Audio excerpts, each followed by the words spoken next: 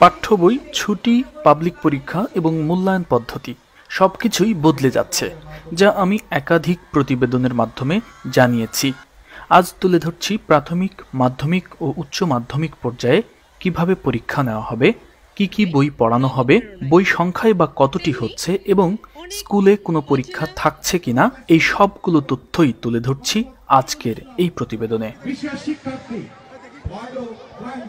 শিক্ষায় যে বড় ধরনের পরিবর্তন আনা হচ্ছে তা আমরা সকলেই জেনে গেছি। নতুন এই শিক্ষা পদ্ধতি নিয়ে জাতীয় শিক্ষাক্রম ও পাঠ্যপুস্তক বোর্ড এনসিটিবি বলছে, নতুন পদ্ধতি চালু হওয়ার পর স্কুলে কোনো সাময়িক পরীক্ষা বা অর্ধবার্ষিকী পরীক্ষা থাকবে না। এর পরিবর্তে ধারাবাহিক মূল্যায়ন বা শ্রেণীকক্ষে মূল্যায়ন করা হবে, তবে থাকছে বার্ষিক পরীক্ষার ব্যবস্থা। আর প্রথম পাবলিক পরীক্ষা অনুষ্ঠিত হবে দশম শ্রেণীতে এবং দশম শ্রেণীর পাঠ্যসূচি অনুযায়ী।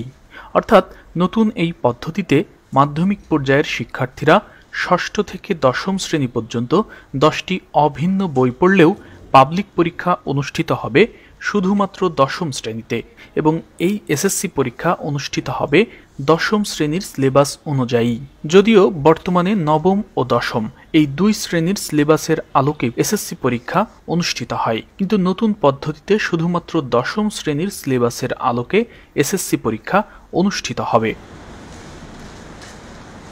তবে দশম শ্রেণীতে 10টি বই পড়ানো হলেও এসএসসি পরীক্ষা অনুষ্ঠিত হবে 5টি বিষয়ে। যে 5টি বিষয়ে এসএসসি পরীক্ষা অনুষ্ঠিত হবে সেগুলো হলো বাংলা, ইংরেজি, গণিত, বিজ্ঞান ও সমাজবিজ্ঞান।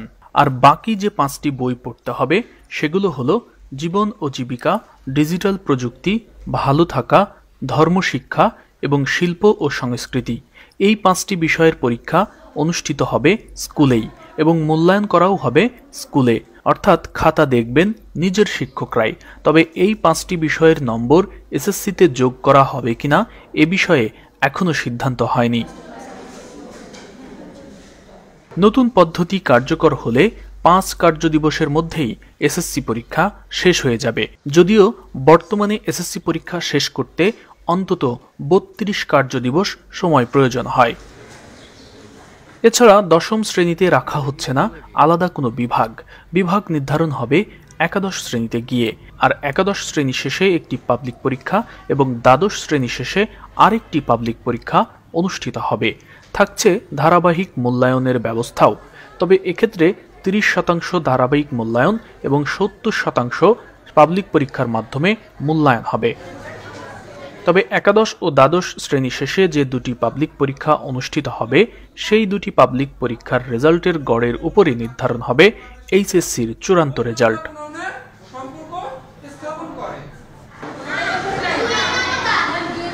নতুন মূল্যায়ন পদ্ধতি অনুযায়ী প্রাক প্রাথমিক থেকে শুরু করে তৃতীয় শ্রেণী পর্যন্ত শতভাগ ধারাবাহিক মূল্যায়ন হবে। এসব শ্রেণীতে কোনো বার্ষিক পরীক্ষা অনুষ্ঠিত হবে না। প্রাক প্রাথমিক প্রথম ও দ্বিতীয় শ্রেণীতে 2022 সালে এবং তৃতীয় শ্রেণীতে নতুন এই মূল্যায়ন পদ্ধতি চালু হবে 2023 সালে। চতুর্থ ও পঞ্চম শ্রেণীতে 70% ধারাবাহিক মূল্যায়ন হবে এবং বার্ষিক পরীক্ষা হবে 30% নম্বরের।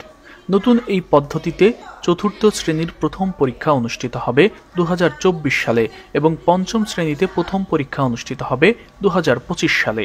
এছাড়া ষষ্ঠ থেকে অষ্টম শ্রেণীতে 60% ধারাবাহিক মূল্যায়ন এবং 40% বার্ষিক পরীক্ষার মাধ্যমে মূল্যায়ন হবে।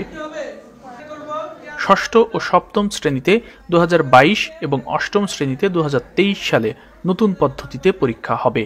তবে এই রূপরেখায় পঞ্চম শ্রেণী শেষে পিইসি ও অষ্টম শ্রেণী শেষে জেএসসি পরীক্ষার কথা উল্লেখ নেই।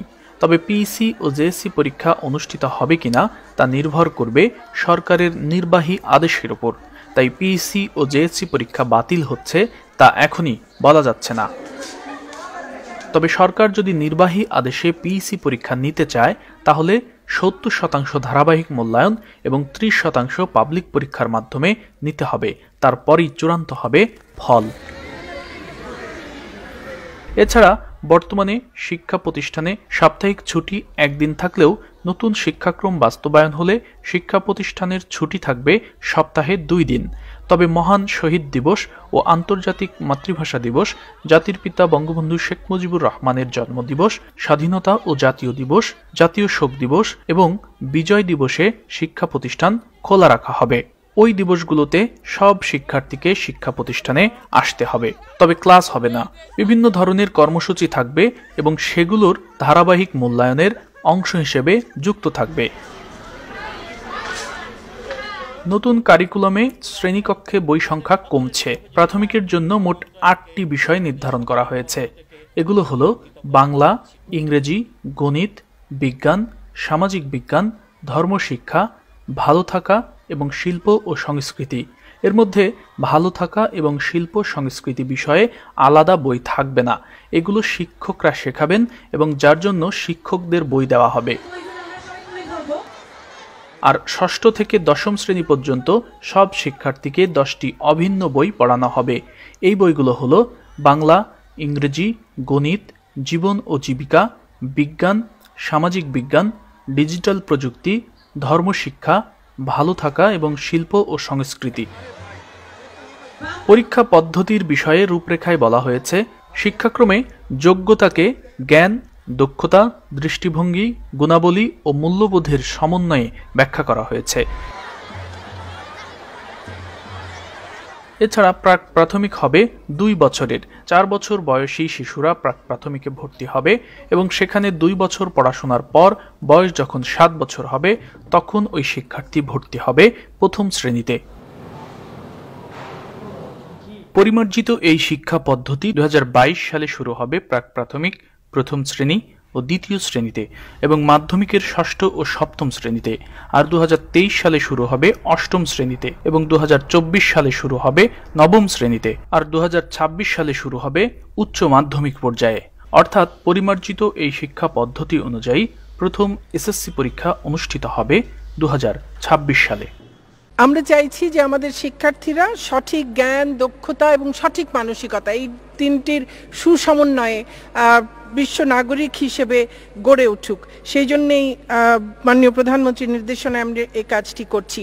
নবম দশম শ্রেণীতে মাননীয় প্রধানমন্ত্রীর সানুগ্রহ দিক নির্দেশনায় আমরা এই বিজ্ঞান, মানবিক, ব্যবসা এই বিভাগগুলোকে আমরা নবম দশম শ্রেণীতে আর রাখছি না। সকল শিক্ষার্থী সব ধরনের শিক্ষা নিয়েই এই স্কুলের 10টি বছর সেটি শেষ করবে। নতুন কারিকুলাম সেটি মুক্তিযুদ্ধের চেতনার ভিত্তিতেই সেটিকে তৈরি করা হচ্ছে এবং তাতে বাংলাদেশের ইতিহাস এবং আমাদের ঐতিহ্য সংস্কৃতি তাকে মূল উপজীব্য করেই এবং সোনার মানুষ বঙ্গবন্ধু চেয়েছিলেন সেই সোনার মানুষ গড়বার উপযোগী করেই আমরা কারিকুলামটি পরিবর্তন করবার জন্য কাজ করছি।